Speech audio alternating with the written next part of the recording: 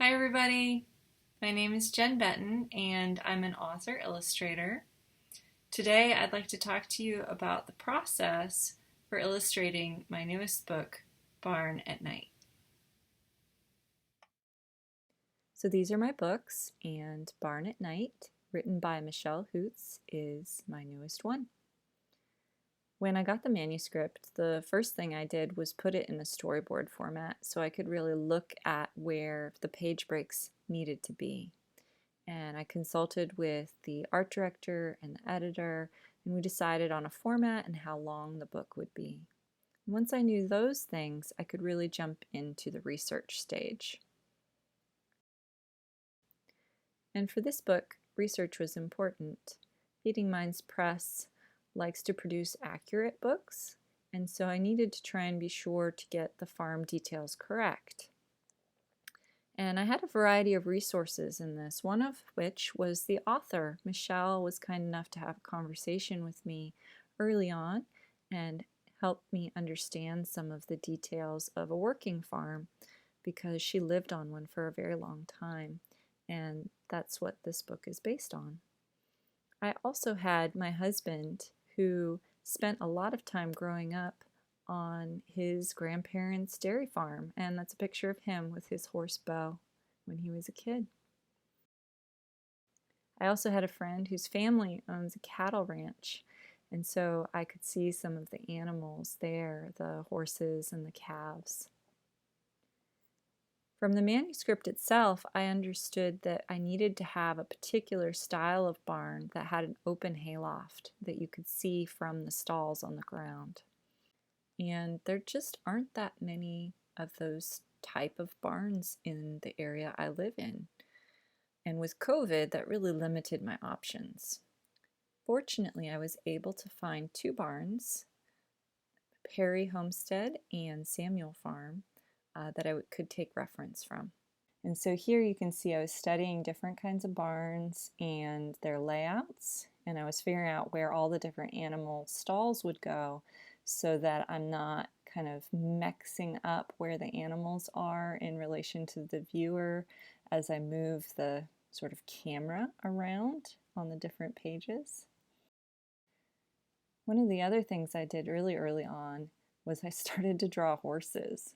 Because I figured that was going to be one of the hardest things I had to draw.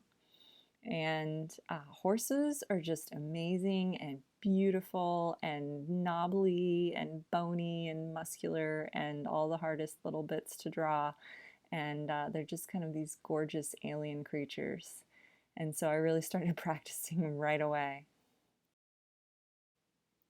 And my daughter was the right age to pose for the main character in this book, and she got paid in Skittles. So you can see her here and a few of the locations that we went to visit. So once I had some preliminary research done, I was able to start working on the compositions and trying to figure out how to best tell the story. And this is actually one of the most exciting stages for me in the book creation, because really the whole book is right here, and all these decisions that are super rough and scribbly are actually really important, because this is where we decide everything. We decide all the different little communication elements of where the character is looking and how large they are and what's on each page and how the whole book flows. And once I have approval for that from the art director and editor, I can move forward on to the sketches. So at this point, I just started doing lots of figure sketches and figuring out my little character. And I also did just a little bit of 3D modeling. I'm not very good at it with Google SketchUp for a few of the interior scenes of the barn that I just wasn't going to be able to get good reference for.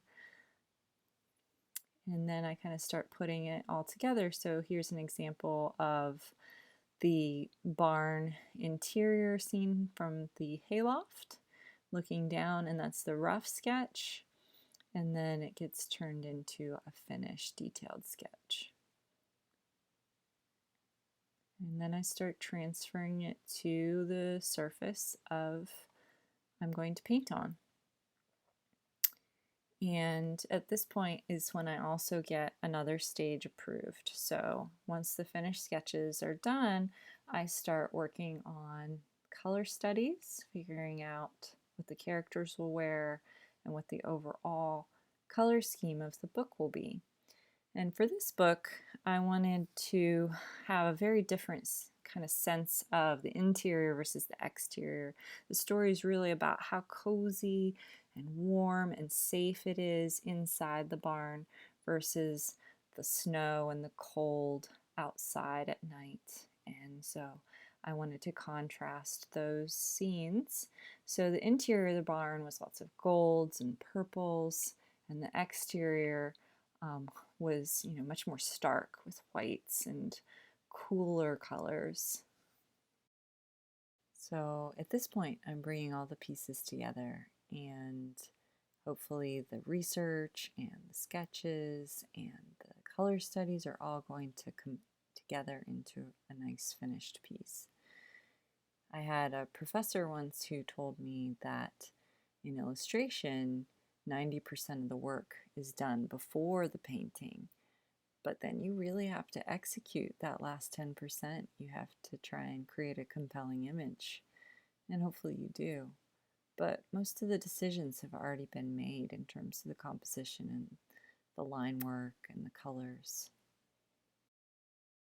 I like process work. I like figuring out all of the answers to the questions of how it's going to look beforehand so that when it comes to the finished painting, I feel confident in the strokes that I'm making and the colors that I'm choosing.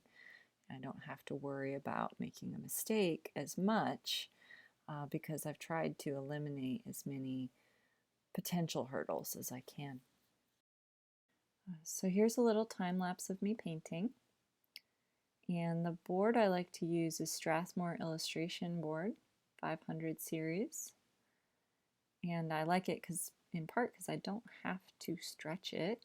I can just paint right on it. And I get the board really, really, really wet for those initial washes. And this board I like because it keeps my color really fresh and it helps me to have to paint more directly. It's harder to layer with it, so I have to be more deliberate about my color and value choices and just lay it down.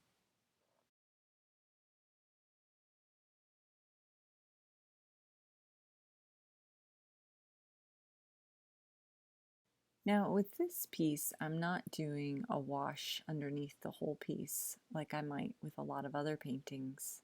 For the interiors, I did a yellow wash to start with under all the other paint because that helps unify it and give it this golden undertone. But for the exterior scenes, I couldn't really do that because I wanted to keep that crisp white of the paper for the snow.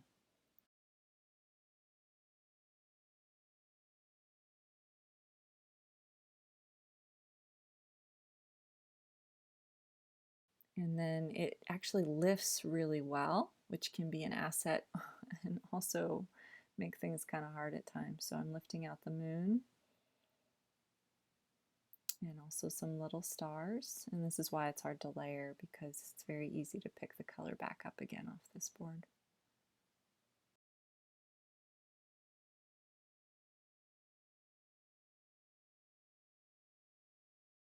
When I do color studies, which I'm working from a color study on this, I usually include color recipes on the sides of the color studies of how I mix certain colors because otherwise I forget and it can be hard to duplicate a color and I won't remember how I mixed it.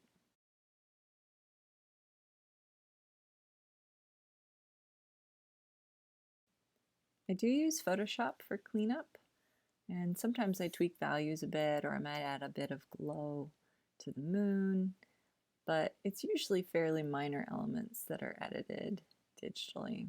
It's mostly just a traditional piece.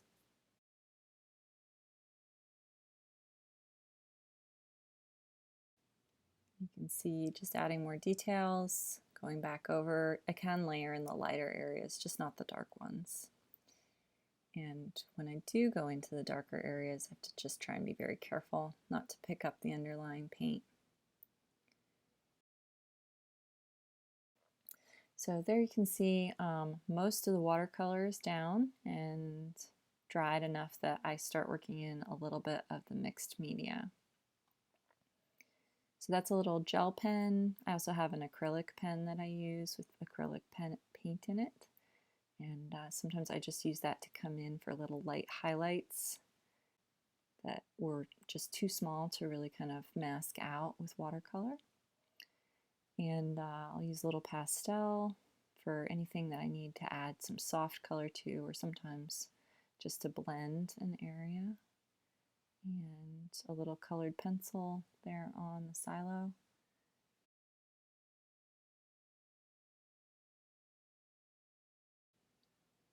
And that's it. There's the finished demo.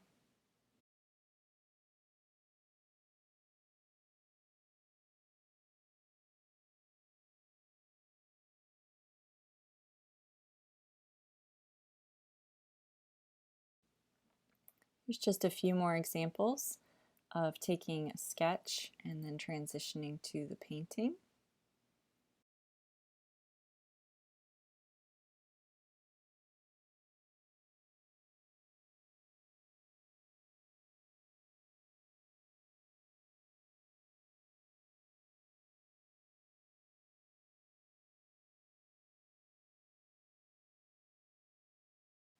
And here's going from the thumbnail to a rough sketch to the finished sketch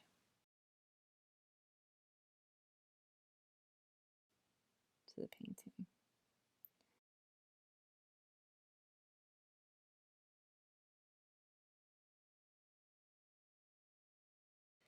And here is the whole book laid out in a storyboard format. Here you can see the color transitions and how the interior of the barn is all those really warm golds or warm purples. And then the exterior scenes, or the scenes that are in the house, are these cooler purples and whites. And I'm trying also to kind of transition them when I'm going in and out of the barn with kind of a large area of a darker, richer color going into the whiter color to lead in and out of those spreads. And then here you can take a look at a little preview of the book with the trailer.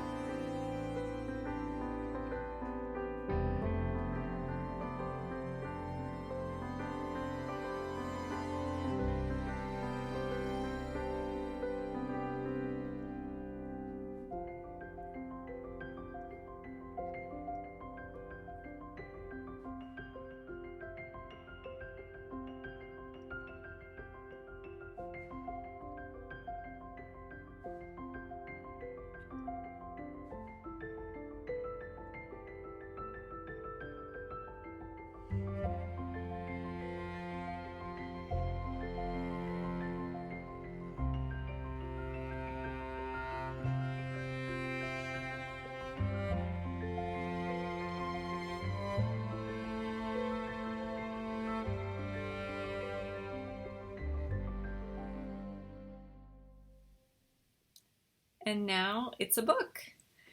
So if you'd like to see more of my work or pick up some classroom materials or printables, you can go to my website, which is jenbetton.com.